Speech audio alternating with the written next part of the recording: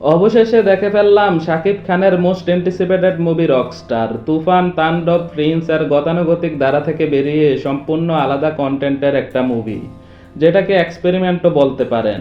শাকিব খানের লিপসিং আর body rhythm, যা একটা মিউজিক্যাল মুভির জন্য খুবই গুরুত্বপূর্ণ, সেখানে নিজেকে খুব ভালোভাবেই মানিয়ে নিয়েছেন।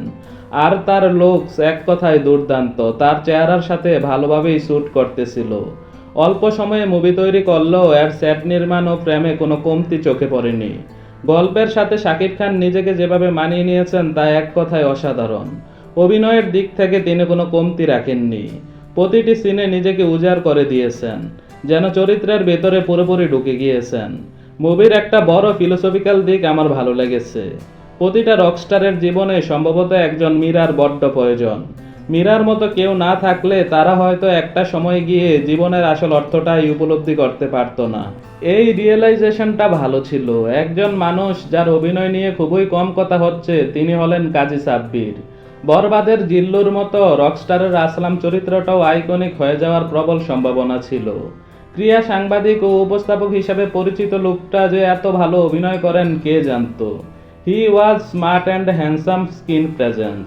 তাকে আরও দেখতে চাই অভিনয়ে। সাবিলা নূরকে খুব মিষ্টি লেগেছে, অভিনয়ও ভালো ছিল। তবে সবচেয়ে বেশি অবাক করেছেন তানজিয়া জামান মিথিলা।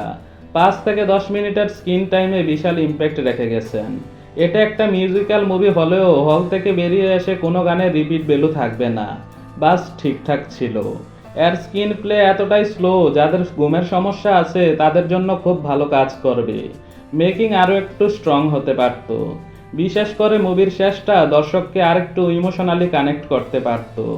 এন্ডিংটা যদি আরও একটু জোরালো হতো, তবে মুভিটি দীর্ঘদিন মনে রাখার মতো একটা কিছু হতো। যারা প্রতিনিয়ত একই প্যাটার্নের কমার্শিয়াল বা অ্যাকশন মুভি দেখে অভ্যস্ত, তাদের কাছে এই মুভিটা খুব একটা ভালো নাও লাগতে পারে। কারণ এই ধরনের ইমোশনাল জার্নি সবাই মন থেকে ফিল করতে পারে না। যাদের মাথায় শুধু মারপিট আর অ্যাকশন ঘুরে, এই মুভি সম্ভবত তাদের জন্য নয়। যদি চেনা ছকের বাইরে গিয়ে ভিন্ন কিছু ফিল করতে চান, তবে মুভিটি দেখতে পারেন। রকস্টার মুভিকে আমার পার্সোনাল রেটিং 7/10। মুভিটি আপনাদের কেমন লেগেছে অবশ্যই তা কমেন্টে জানাবেন।